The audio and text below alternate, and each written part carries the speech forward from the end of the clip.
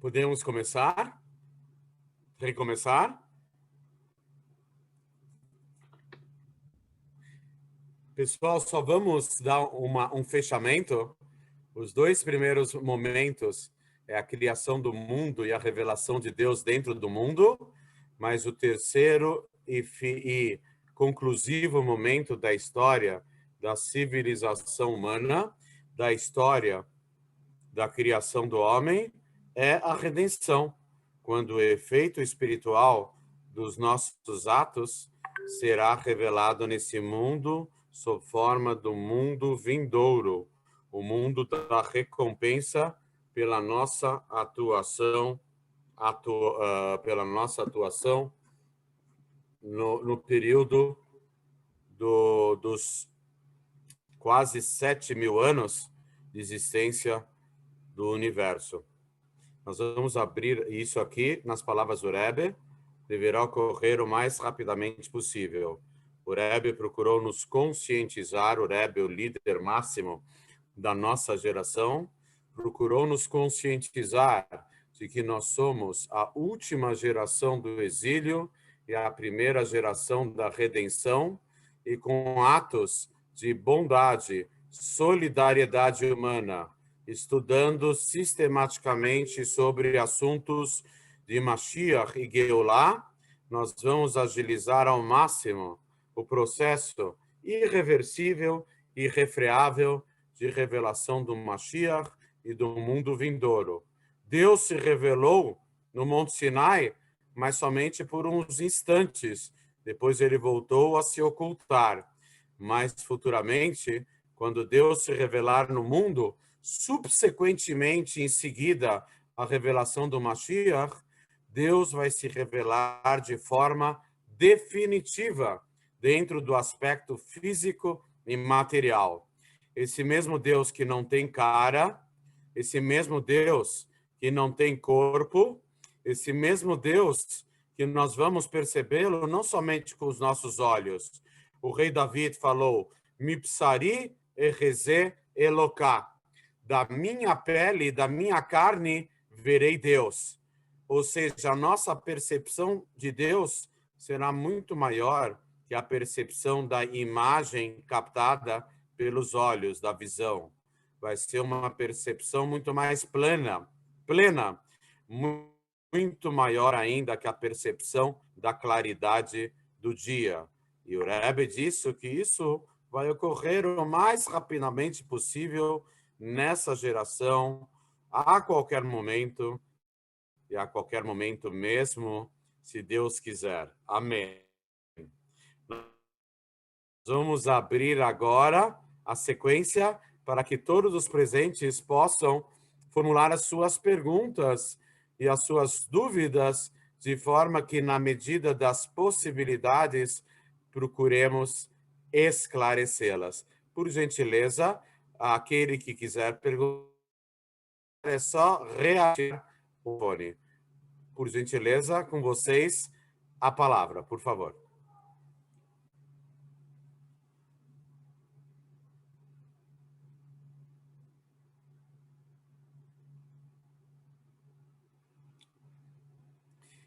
Eu vou repetir a minha brincadeira de sempre. Tinha um professor que falava assim, se vocês estão quietos, ou é porque vocês entenderam absolutamente tudo, ou porque vocês não entenderam absolutamente nada.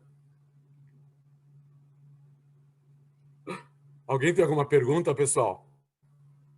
Alguma Ravi, dúvida em relação a... Sim. João olha, Marcelino, pode falar. Tudo bem? é fascinante esse contexto da história judaica que sempre me chamou a atenção, mesmo quando eu estava lá do lado de Edom, né? Isso sempre me fascinou porque é o que mais nós desejamos, mais do que a própria vida, é a presença de Deus, né, em nós, é a presença do Eterno, bem nítida para nós. Então, eu creio que dentro desse contexto, hoje nós estamos sempre assim em busca dessa revelação de Deus para nós. E nós sabemos que a revelação dele para nós hoje é incontestável. É a Torá, é o ensinamento da Torá. E hoje eu particularmente me sinto limitado assim em relação a ter essa revelação do Eterno para minha vida, porque eu não entendo muito bem o hebraico, né? Porque a língua santa foi o idioma com que Deus falou com o povo. Então, como eu posso, Ravi, eu não sendo judeu, eu ter esse acesso a esse Deus maravilhoso pela revelação da Torá? Então, eu vou te revelar uma informação muito importante, João. Antes de você nascer, você falava exclusivamente hebraico, porque todas as almas e todas as nações, qualquer alma fora do corpo, não fala nenhuma outra língua, nem os chineses, nem os russos, nem os árabes, ninguém. Não se fala no mundo espiritual nenhuma outra língua a não ser o hebraico. Então, qualquer alma do corpo, de qualquer ser humano, indistintamente, antes de nascer ou depois de morrer, só fala lá em cima, no mundo espiritual, só se comunica em hebraico. Significa que no nosso íntimo já temos um Google Tradutor, Google Translator. O seu corpo não sabe hebraico, mas a sua alma não sabe outra língua a não ser o hebraico. O teu trabalho é fazer a conexão total entre o seu corpo, que não conhece hebraico, e a sua alma, que não conhece outra língua a não ser o hebraico. Não vamos chamar de hebraico. Hebraico é um termo moderno. Tem umas pequenas diferenças. O hebraico é a atualização, é a modernização da língua sagrada. Em hebraico é chamado Lashon HaKodesh. Tem o Ivrit e tem o Lashon HaKodesh. Lashon HaKodesh é a língua desde a criação do mundo. Ela foi um pouquinho modernizada nos últimos 70 anos pelo Estado de Israel com o nome de hebraico. Eu esqueci, Ravi, o profeta que ele falou assim, né, que no tempo do Mashiach, se não me falha a memória, o povo não, o mundo falaria a língua santa, né, a língua sagrada, uma só língua, né, no caso seria a língua sagrada. Sim, Possivelmente na estão verdade dizendo tem um verso, de efeito no profeta que diz o seguinte: que beite filá e lechol amim, que a minha casa será uma casa de prece, será chamada e apontada por todos os povos do mundo.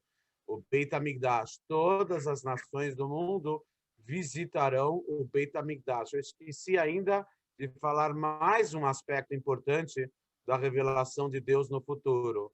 Todo e qualquer ser humano poderá falar com Deus. Engraçado, Ravi, que quando a gente estava, como Deus como o Eterno ele é bom, ele é maravilhoso. Nós cantávamos uma música lá que dizia assim, né? E é um refrão das Sagradas Escrituras, né? E os povos verão e virão a Sião aprender sua lei. Interessante, já está revelado ali. Mesmo a gente estando no caminho errado há muito tempo atrás, nós já cantávamos isso. E hoje Sião é um realiza. apelido. Sião é um apelido de Jerusalém. Sion, Jerusalém, Isso, é a mesma coisa. Então, Sião e Aí, Jerusalém. engraçado que nós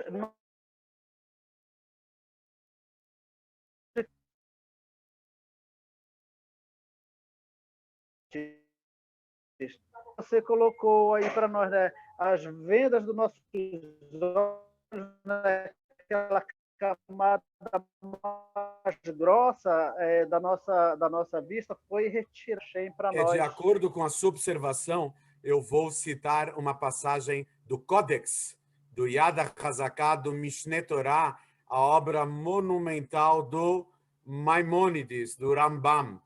No finalzinho, essa parte foi censurada, mas os textos modernos já foi recuperada essa parte.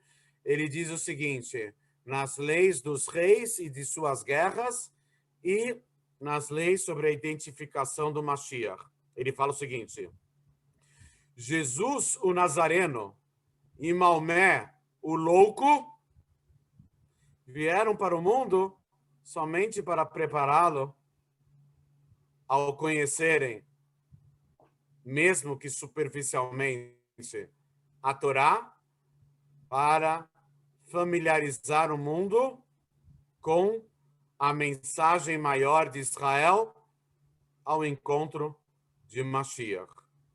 Então, Rambam fala que providencialmente surgiram o cristianismo e o islamismo para, de certa forma, familiarizar outras idolatrias com as fontes da Torá e do judaísmo, mesmo que indiretamente, mesmo que de forma distorcida, mesmo que superficialmente. Então, é isso que o Rambam fala, que um dos motivos pelos quais o Nazareno veio para o mundo foi, não em relação ao povo de Israel, o povo de Israel sofreu muito com os seguidores dele, mas para familiarizar os outros povos, entre gregos e romanos, com aspectos da Torá. E é interessante, Rabi, que esse contexto histórico, né, da realidade das pessoas conhecerem a verdade de Hashem, ela tem causado hoje um rebuliço dentro das igrejas aqui em Belém do Pará. Né? Não é só em Belém, não, é nas adjacências, nos outros municípios, onde está havendo assim, uma corrida em busca do conhecimento judaico das Sagradas Escrituras. Então, a gente vê hoje, por exemplo, nós temos muito conhecidos que são lá da igreja, né, lá de Edom, que quando nos encontram, que a gente fala para eles que nós estamos no conhecimento do judaísmo, que estamos no conhecimento da Torá, eles enfatizam que realmente nós estamos no caminho certo, e eles estão falando que eles estão também buscando isso, né? Mas sempre com aquela reserva, né? Com medo da religião, com medo da liderança, essas coisas assim. E eu fico assim perplexo da forma assim como a Shen ele está se revelando assim, como você bem colocou, Rabi, usando esses conhecimentos, mesmo que de forma idolátrica, tem levado as pessoas lá de dentro a buscarem as fontes judaicas das Sagradas Escrituras.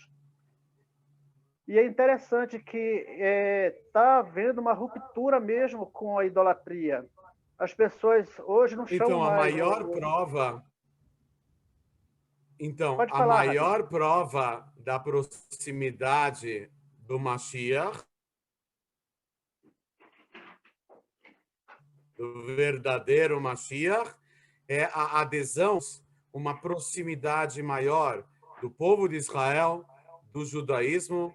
Já comentamos aqui, uma vez eu estava fuçando alguns sites na internet e acabei entrando por uma palavra ou por a busca de algum conceito 12 anos atrás, chamado Igreja Católica de Portugal. É o nome do site. Igreja Católica de Portugal. E lá eu vi umas encíclicas do Joseph Ratzinger, o maior intelectual dos últimos 60 anos da Igreja Católica.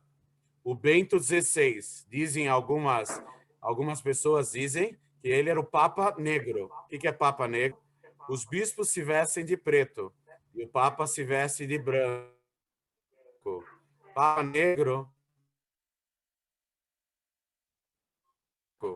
Então, existem umas teorias de que o Bento XVI já orientava o João Paulo II. Ele estava por trás do João Paulo II como o maior intelectual da religião que representa mais de 2 bilhões de pessoas no mundo. E ele escreve o seguinte na encíclica dele, que os judeus vão ser salvos de qualquer jeito, mesmo que eles não acreditam no Nazareno, porque existe uma margem de outra interpretação em toda a Bíblia.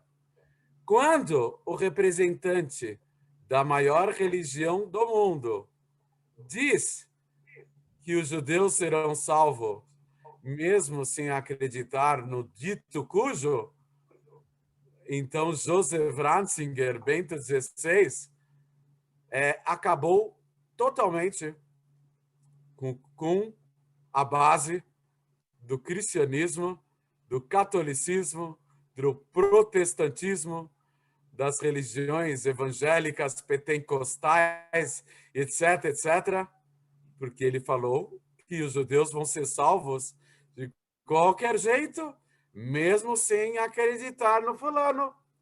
E o Francisco, o atual representante, ele está na cola do Bento XVI. E ele fala a mesma coisa.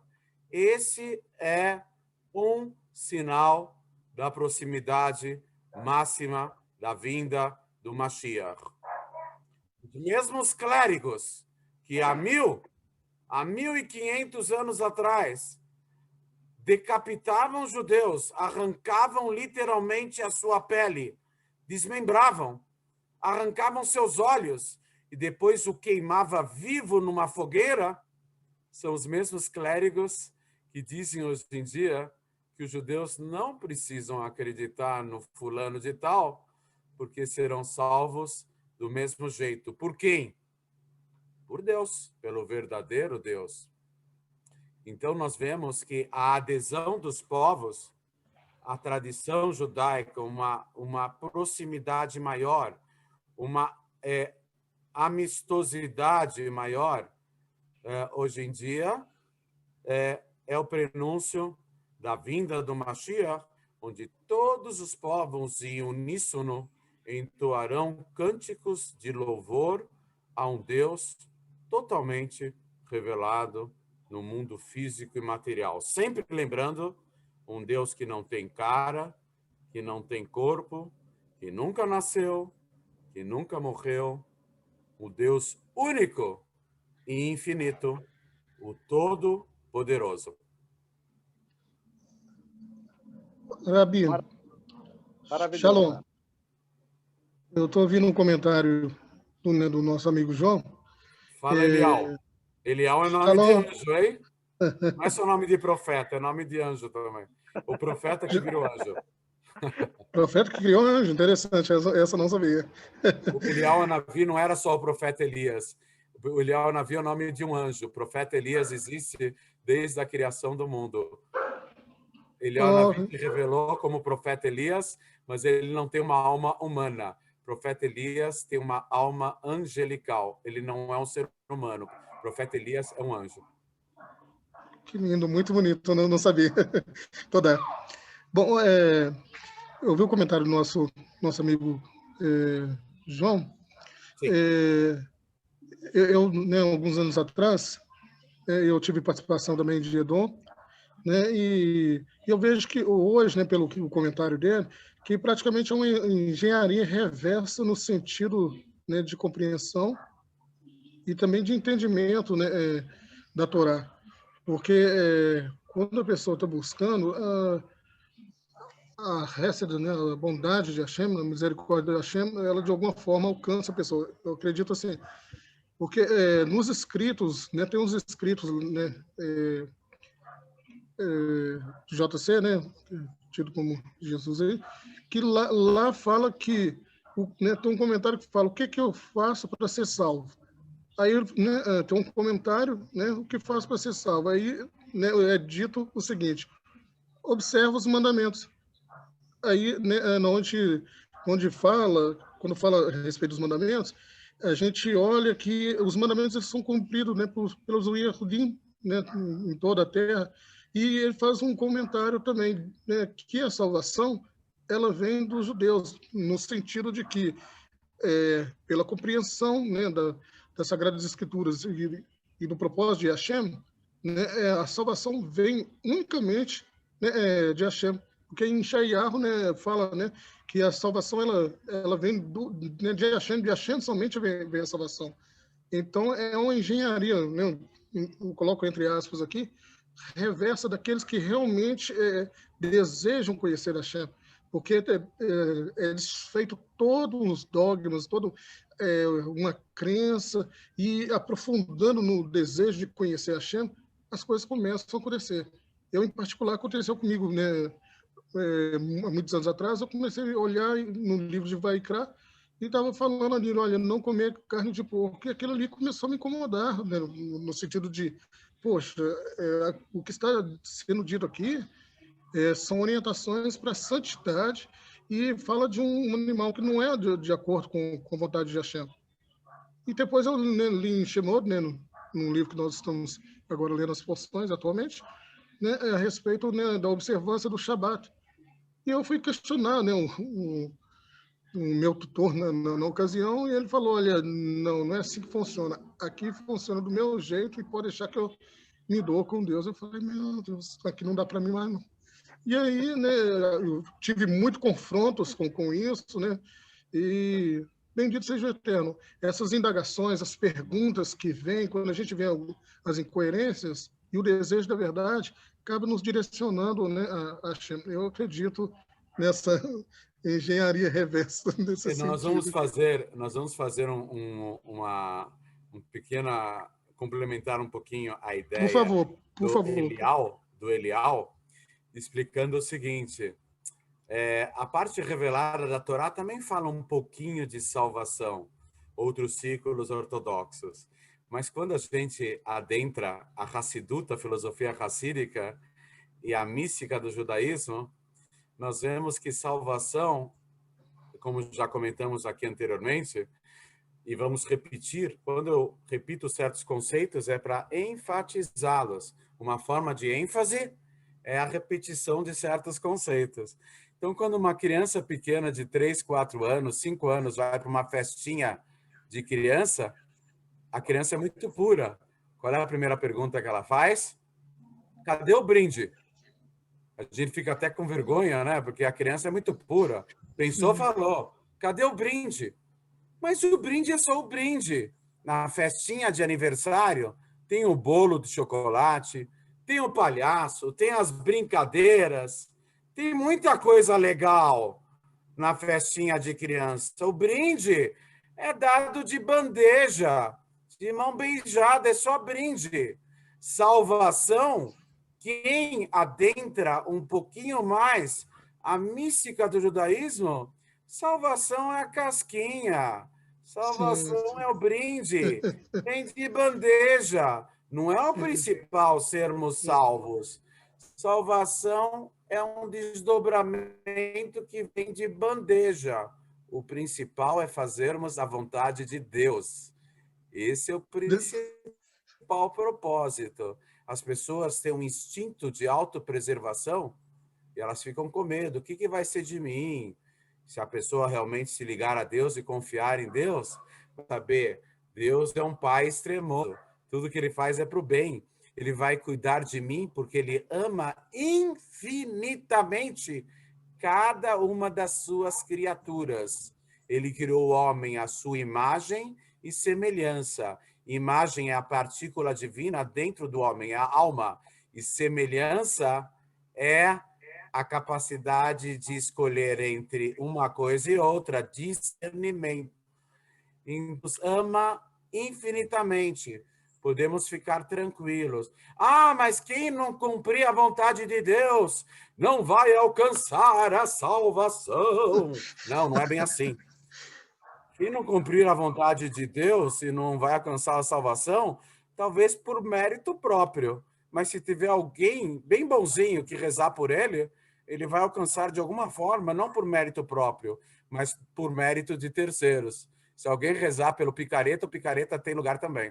Esse negócio de vai ter salvo, não vai ser salvo, vai para o trono, não vai, vai para o trono, não vai.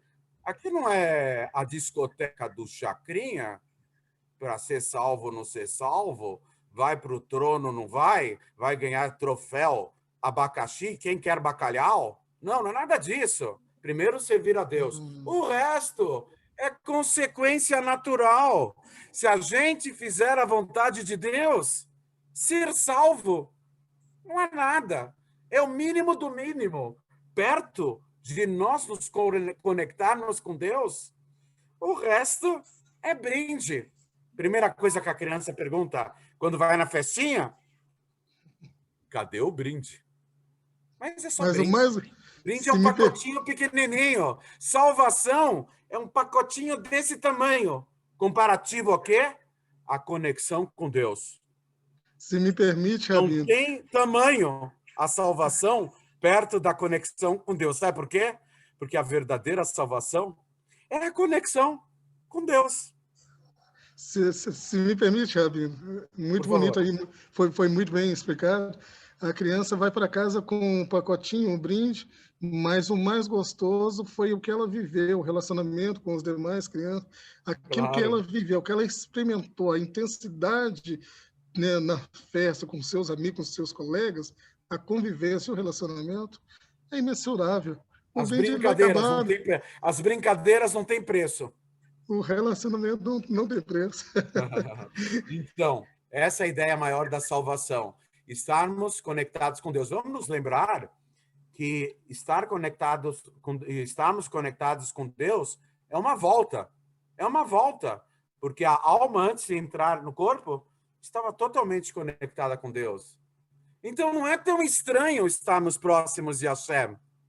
Porque, na verdade, estamos voltando ao nosso estado natural. A alma prevalecendo sobre o corpo.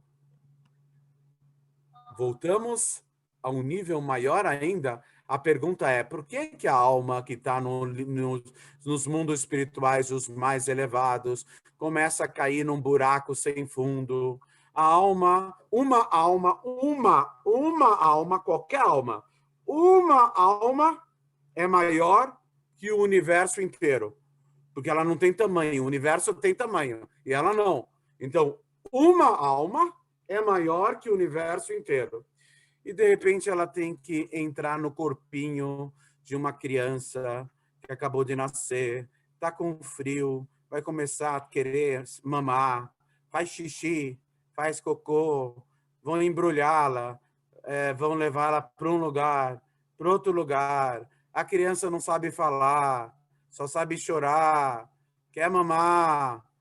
E essa alma que é maior que o universo entrou no corpinho dessa criança, que parece um buraco sem fundo. A sensação de cair num buraco e nunca chegar em lugar nenhum. Só cair. É a sensação que a alma tem quando entra no corpo. Terrível! Uma queda violentíssima. Quando a alma entra... Olha como os valores enganam. Quando a pessoa morre, ela volta para o mundo espiritual. Mas, em um certo sentido, um grande ocultamento parece uma morte, um nascimento. A alma que ela é tão poderosa, gloriosa, ela entra num corpinho tão limitado. Por que tudo isso? Porque ela cai num buraco sem fundo, ela é zipada, miniaturizada, compactada totalmente, porque dentro desse corpinho que parece um buraco sem fundo, ela vai conseguir atingir um nível maior do que o seu nível original. Quando a pessoa passa pela vida, o grande propósito é atingir um patamar maior do que a alma, do que o patamar que a alma tinha antes mesmo de nascer. É uma queda para uma subida maior ainda. A vida não é uma queda. A vida é um impulso. Tomar impulso para subir mais ainda. O estilingue, que a gente puxa o elástico para o sentido contrário para conseguir mais impacto ao soltar a pedra. É o corredor nas Olimpíadas, o fundista, que ele flexiona os tornozelos, as pernas para trás, para tomar impulso e sair correndo. É o skatista, a molecada andando de skate, que pega o fundo do cano para tomar impulso e subir mais ainda com seu skate. A queda para uma subida maior ainda, um conceito básico da filosofia racídica, mística e cabalística. Porque nós viemos cair nesse buraco sem fundo chamado experiência física e terrena da alma dentro do corpo para atingirmos uma altura maior ainda do que aquela que nós usufruíamos antes mesmo de nascermos. Esse é o objetivo final. Eu faço um insight, né, muito bem ponderado, muito bem colocado. O senhor falando aí, eu me recordei aqui, né, de Ioff, né, eu faço uma conexão, um insight com a vida dele, um grande temor, um grande relacionamento que ele tinha antes com a Hashem. Ele passa por alguns momentos que ele vai literalmente às cinzas, né, mas no final ele fala, conhecia, né, de temer a Hashem, conhecia de ouvir falar, mas no final eu estou fazendo um insight aqui, né, lógico, e ele tem, né, ele mensura que ele conheceu a Hashem de, né, relacionamento, de ver. Então, é muito lindo, é muito lindo. Então, fazendo mais uma emendazinha ao seu comentário, para termos uma ideia de quem é Ioff, Ioff é um dos maiores Bnei Noach de todos os tempos. Segundo a tradição judaica, isso consta no Rashi, na hora da conquista da terra de Israel, quando os delegados foram espionar a terra, os meraglim, os espiões, eles falaram que a terra come seus habitantes, porque por onde eles passavam morria uma pessoa importante. Deus fazia isso para distrair a atenção para os forasteiros, para ninguém reparar nos estranhos que estavam passando por ali, que eram os espiões, os delegados judeus. E morreu a pessoa principal de todo Israel. Quem vivia em Eretz Canaan, na terra de Canaã? Ioff. Ioff, ele faleceu com avançada idade, bem velhinho, mas Deus tirou alguns anos da idade dele. Sabe por quê? Porque se na hora da conquista da terra de Israel Ioff tivesse vivo, o mérito dele encobriria os deméritos dos 7 povos abomináveis que sacrificavam seus próprios filhos na fornalha de estátuas gigantescas. O mérito desse homem era tão grande que se Ioff tivesse vivo na terra de Canaã, na hora da conquista da terra de Israel, o povo de Israel não conseguiria conquistar a terra. Deus teve que abreviar os anos de Ioff. Ele morreu bem velhinho, mas morreu alguns anos antes para abrir alas para o povo de Israel poder conquistar a terra de Canaã e transformá-la na Holy Land, na terra sagrada de Israel. Então, esse Ioff daqui foi uma pessoa muito especial. Uns comentários dizem que tudo que ele sofreu na vida foi por quê? Porque naquele teste, lembrado no Midrash, o Moshe Rabbeinu tinha 3 anos de idade, tirou a coroa da cabeça do faraó. Não sei se colocou na cabeça dele, tirou a coroa. Aí os magos ficaram todos assim, mau agouro, mau sorte, má sorte. E aí ficaram todos impressionados. Bilam mandou matar Moshe. Ainda bem que não escutaram. Itró, um dos mais famosos Bnei Noach, o futuro sogro de Moshe, pediu para fazer aquele teste do ouro e do carvão. Moshe ia pegar o ouro, mas Deus desviou, o anjo Gabriel desviou a mão dele, e ele pegou o carvão. O que a criança faz quando pega uma coisa? Põe na boca. Moshe não era gago, Moshe era fanho. Ele não conseguia articular direito as palavras até que Deus o curou totalmente. Então, e dos 3 principais conselheiros do Paró, um ficou quieto. foi o silêncio mais caro de todos os tempos. Quem é esse conselheiro que ficou quieto? Jetro. Iof. Ah, tá. Por isso, tudo que aconteceu na vida dele é porque naquele momento, para salvar a vida do Moshe, ele não podia ficar quieto. Ainda bem que tinha o Jetró. Ainda bem que tinha o Itró para salvar a situação. Se dependesse do Bilam, Moshe seria morto. Se dependesse do Iof, ninguém iam decidir diferentemente, porque o Iof não abriu a boca. Foi o silêncio mais caro de todos os tempos. Mas depois ele se arrependeu disso. É o reflexo da existência do justo entre as nações, né, Raven? Porque a gente vê Abraão, né, ele intercedendo pelo sobrinho dele, né? Senhor, se tiverem 100 justos lá, tu destruiria uma cidade inteira, juntamente com os justos, né? Ah, se tivesse 50 justos, ainda assim tu destruiria. E se tivesse um único justo? E o Eterno, né, disse, olha, Abraão, se tiver um único justo, se tivesse, eu não destruiria a cidade. Então é interessante, né, Ravi, a gente ver esse comentário sobre a vida de Jó, né, o justo entre as nações. Em relação ao que você falou, eu vou fazer uma pequena emenda. Avraham Avinu, quando viu que não conseguiu salvar as cidades, ele virou de costas, frustrado, e foi embora. Mas está escrito no Talmud que não há boa intenção que perca. A boa intenção sempre é revertida em algo bom e positivo. 5 cidades iriam ser destruídas. O nome delas são Sodom, que é Sodoma, Amorá, que é Gomorra, Adamá, Tzvoim e Tzohar. Das 5 cidades, só foram destruídas 4. A última cidade, no último momento, se arrependeu e foi poupada por Deus. A intenção de Abraão não se perdeu. Indiretamente, ele acabou influenciando uma cidade inteira no campo espiritual a retroagir nos seus maus, na sua má conduta. Deus tensionou destruir 5 cidades e, na prática, foram destruídas quantas? 4. Uma delas foi poupada. A cidade de Sohar foi salva, foi poupada. Ravi, quando o Eterno ele falou para Moisés para fazer com que o povo se purificasse, se santificasse, né, para que no tempo devido, determinado por Deus, eles vissem as maravilhas do Senhor ali no sopé do Monte Sinai. O povo, nós vemos, né, nas Sagradas Escrituras, né, a forma como o povo se portou, né? Eles se purificaram, eles cumpriram aquelas ordenanças que Moisés, né, que Deus havia repassado para Moisés, né? E eles cumpriram à risca, né, a santificação, eles se consagraram mesmo a Deus ali.